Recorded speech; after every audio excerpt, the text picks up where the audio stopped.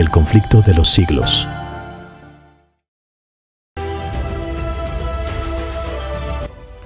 El conflicto de los siglos, capítulo 8. Un reformador de la verdad. Al notar el legado y el efecto que produjeran las palabras de Lutero, temió, como nunca había temido, por la seguridad del poder papal, y resolvió usar de todos los medios que estuviesen a su alcance para acabar con el reformador, con toda la elocuencia y la habilidad diplomática que le distinguían en gran manera. Convenció al joven emperador la insensatez y el peligro que representaba el sacrificar en favor de un insignificante fraile la amistad y el apoyo de la poderosa sede de Roma. Sus palabras no fueron inútiles. El día después de la respuesta de Lutero, Carlos mandó a la Dieta un mensaje en que manifestaba su determinación de seguir la política de sus antecesores de sostener y proteger la religión romana. Ya que Lutero se negaba a renunciar a sus errores, se aplicarían las medidas más enérgicas contra él y contra las herejías que enseñaba.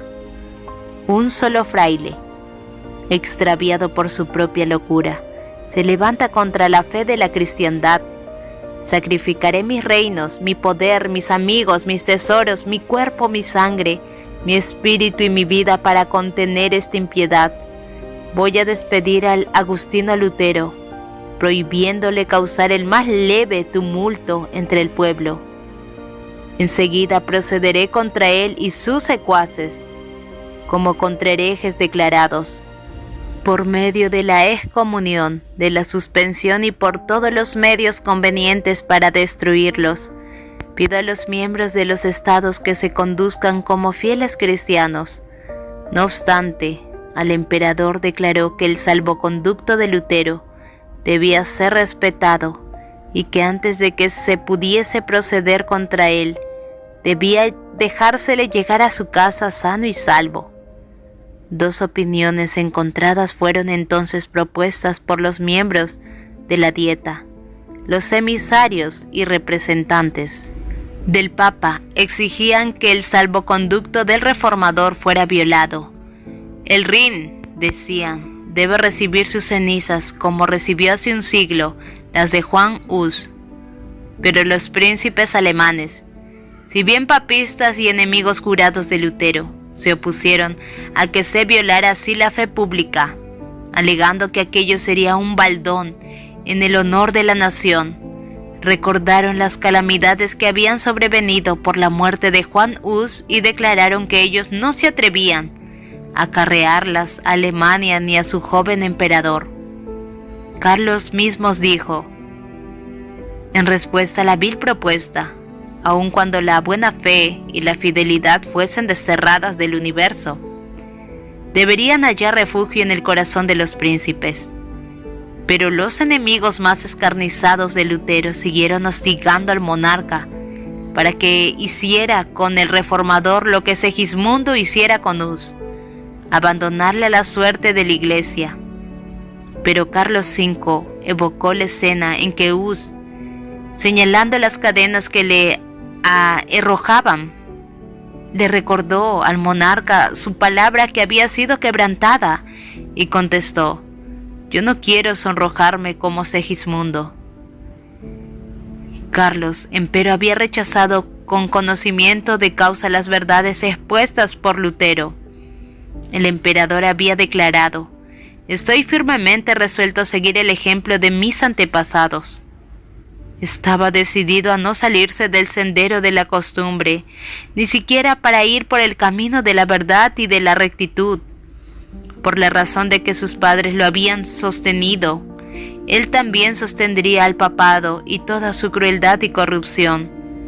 De modo que se dispuso a no aceptar más luz que la que habían recibido sus padres y a no hacer cosa que ellos no hubiesen hecho. Son muchos los que en la actualidad se aferran a las costumbres y tradiciones de sus padres.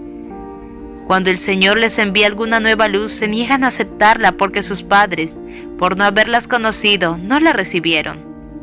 No estamos en la misma situación que nuestros padres y por consiguiente, nuestros deberes y responsabilidades no son los mismos tampoco. No nos aprobará Dios si miramos el ejemplo de nuestros padres para determinar lo que es nuestro deber, en vez de escudriñar la Biblia por nosotros mismos. Nuestra responsabilidad es más grande que la de nuestros antepasados. Somos deudores por la luz que recibieron ellos y que nos entregaron como herencia, y deudores por la gran luz que nos alumbra hoy, procedente de la palabra de Dios. Cristo dijo a los incrédulos judíos: si yo no hubiera venido y les hubiera hablado, no hubieran tenido pecado, mas ahora no tienen excusa por su pecado. El mismo poder divino habló por boca de Lutero al emperador y a los príncipes de Alemania, y mientras la luz resplandecía procedente de la palabra de Dios, su espíritu alegó por última vez con muchos de los que se hallaban en aquella asamblea.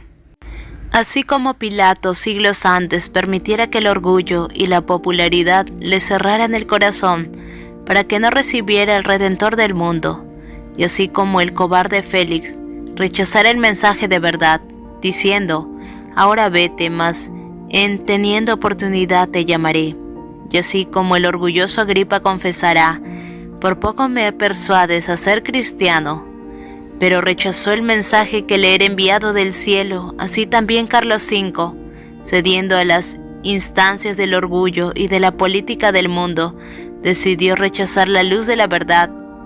Corrían por todas partes muchos rumores de los proyectos hostiles a Lutero, y despertaban gran agitación en la ciudad. Lutero se había conquistado muchos amigos que, conociendo la traidora crueldad de Roma para con los que se atrevían a sacar a la luz sus corrupciones, decidieron evitar a todo trance que él fuese sacrificado. Centenares de nobles se comprometieron a protegerle. No pocos denunciaban públicamente el mensaje imperial como prueba evidente de humillante sumisión al poder de Roma. Se fijaron pasquines en las puertas de las casas y en las plazas públicas, unos contra Lutero y otros en su favor. En uno de ellos se leían sencillamente estas enérgicas palabras del sabio: ¡ay de ti, oh tierra, cuyo rey es un niño! El pueblo ponía de manifiesto su entusiasmo en favor de Lutero en todas partes del imperio. Dio a conocer a Carlos y a la Dieta que si se cometía una injusticia contra él, bien podrían quedar comprometidas la paz del imperio y la estabilidad del trono.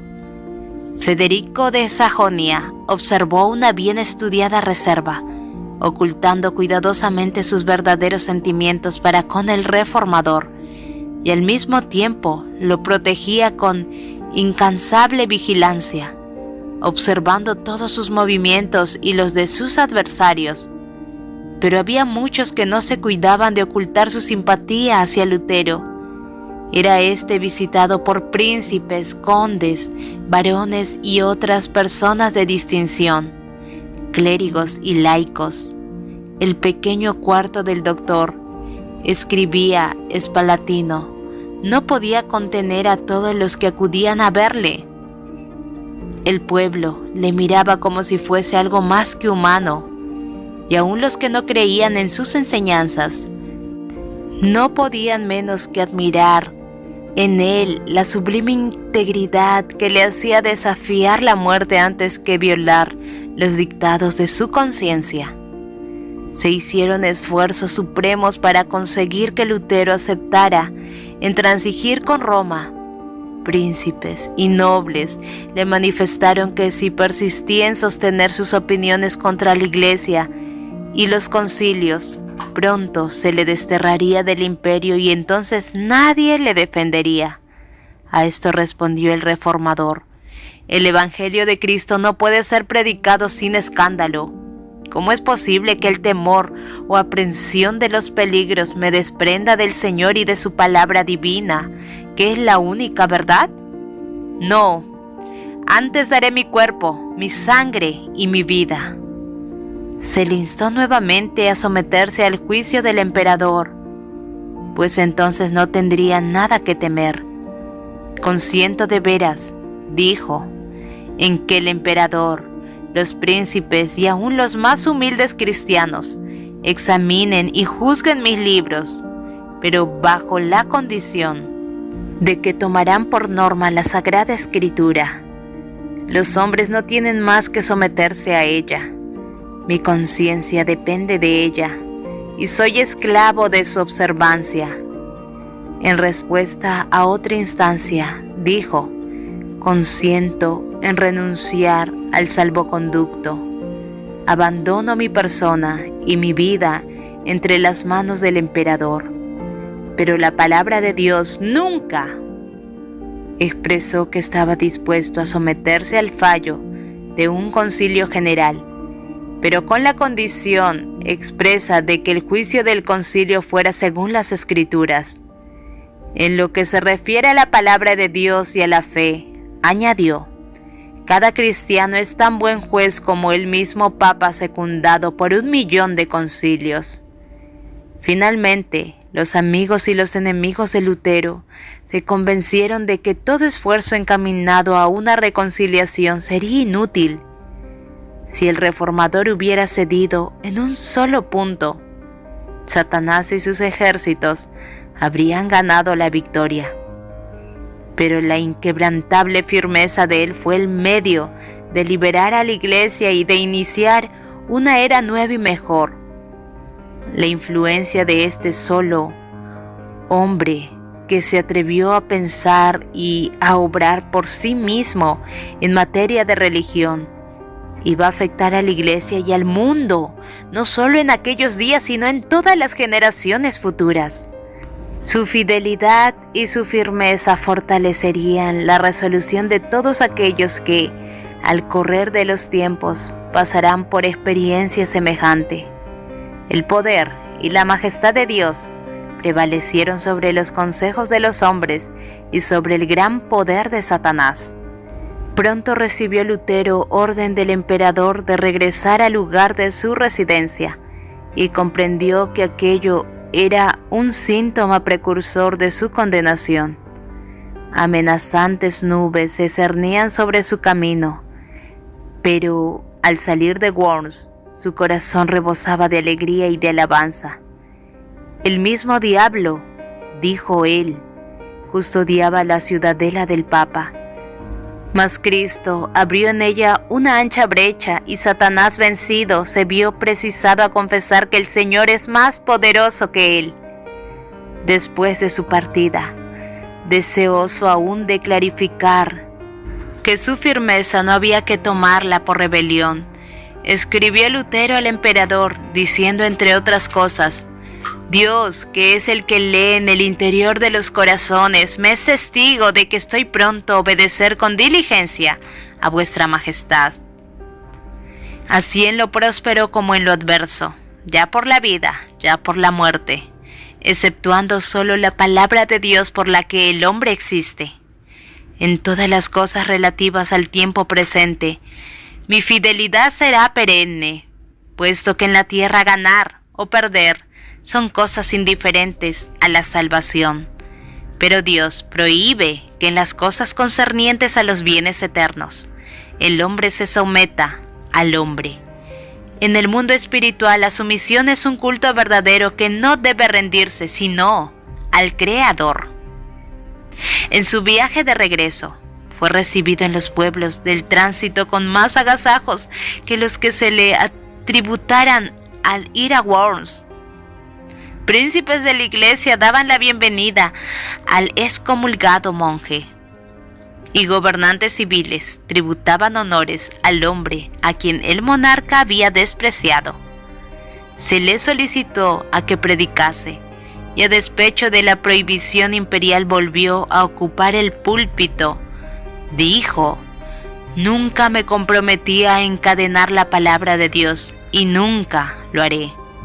No hacía mucho que el reformador dejara Worms cuando los papistas consiguieron que el emperador expidiera contra él un edicto en el cual se le denunciaba como el mismo Satanás bajo la figura humana y envuelto con hábito de fraile.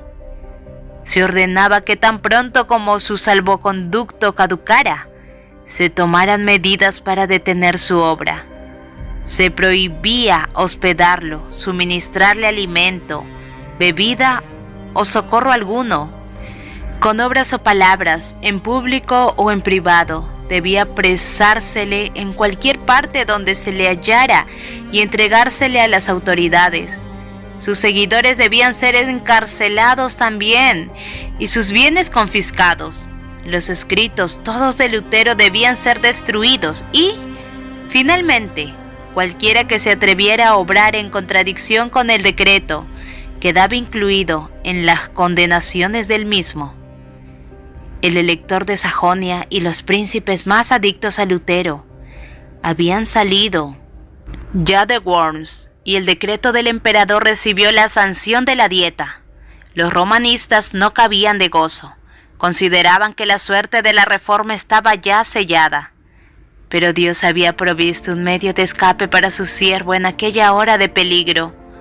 Un ojo vigilante había seguido los movimientos de Lutero y un corazón sincero y noble se había resuelto a ponerla a salvo. Era fácil ver que Roma no había de quedar satisfecha sino con la muerte del reformador, y solo ocultándose podía burlar las garras del león. Dios dio sabiduría a Federico de Sajonia para idear un plan que salvará la vida de Lutero. Ayudado por varios amigos verdaderos, se llevó a cabo el propósito del elector, y Lutero fue efectivamente arrebatado a la vista de amigos y enemigos. Se vio rodeado de repente, separado de sus acompañantes y llevado por fuerza a través de los bosques al castillo de Wartburg, fortaleza que se alzaba sobre una montaña aislada. Tanto su secuestro como su escondite fueron rodeados de tan gran misterio que Federico mismo por mucho tiempo no supo dónde se hallaba el reformador. Esta ignorancia tenía un propósito, pues mientras el elector no conociera el paradero del reformador, no podía revelar nada. Se aseguró de que Lutero estuviera protegido, y esto le bastaba. Pasaron así la primavera, el verano y el otoño, y llegó el invierno, y Lutero seguía aún secuestrado. Ya exultaban a Leandro y sus partidarios al considerar casi apagada la luz del Evangelio. Pero en vez de ser esto así, el reformador estaba llenando su lámpara en los almacenes de la verdad y su luz iba a brillar con deslumbrantes fulgores. En la amigable seguridad que disfrutaba en la Wartburg, congratulábase Lutero por haber sido sustraído por algún tiempo al calor y al alboroto del combate, pero no podía encontrar satisfacción en prolongado descanso. Acostumbrado a la vida activa y al rudo combate, no resistía a quedar mucho tiempo ocioso. En aquellos días de soledad, tenía siempre presente la situación de la iglesia y exclamaba desesperado: ¡ay! Y que no haya nadie en este último día de su ira, que quede en pie delante del Señor como un muro para salvar a Israel. También pensaba en sí mismo y tenía miedo de ser señalado como cobarde por haber huido de la lucha. Se reprochaba su indolencia y la indulgencia con que se trataba a sí mismo, y no obstante esto, estaba haciendo diariamente más de lo que hubiera podido hacer un hombre solo. Su pluma no permanecía nunca ociosa.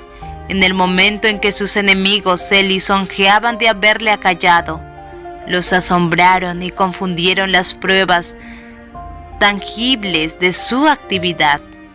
Un sinnúmero de tratados provenientes de su pluma circulaban por toda Alemania.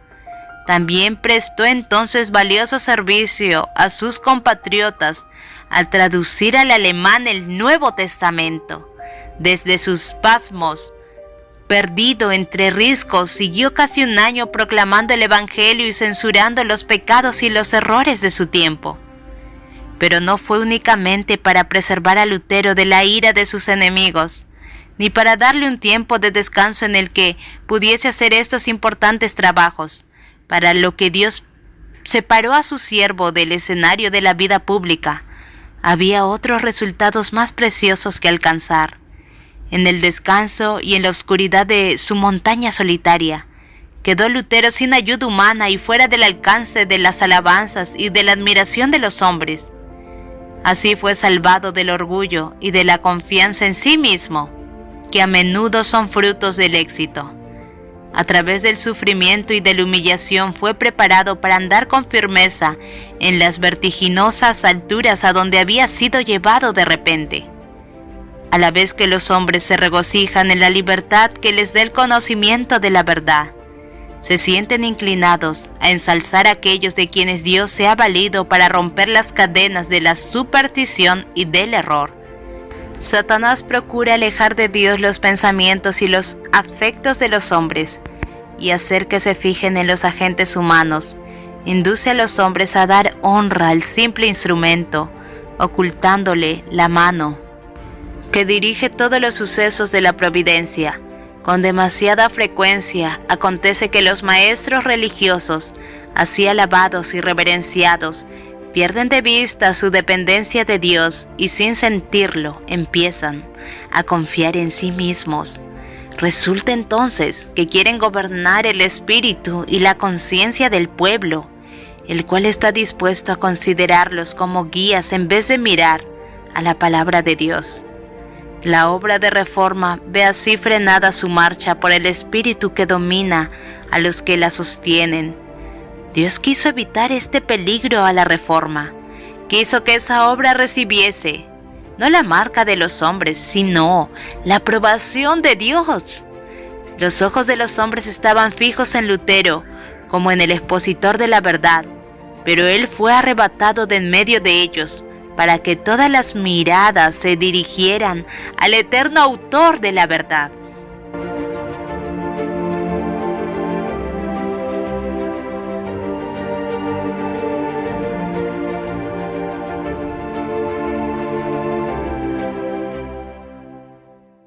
Continuaremos.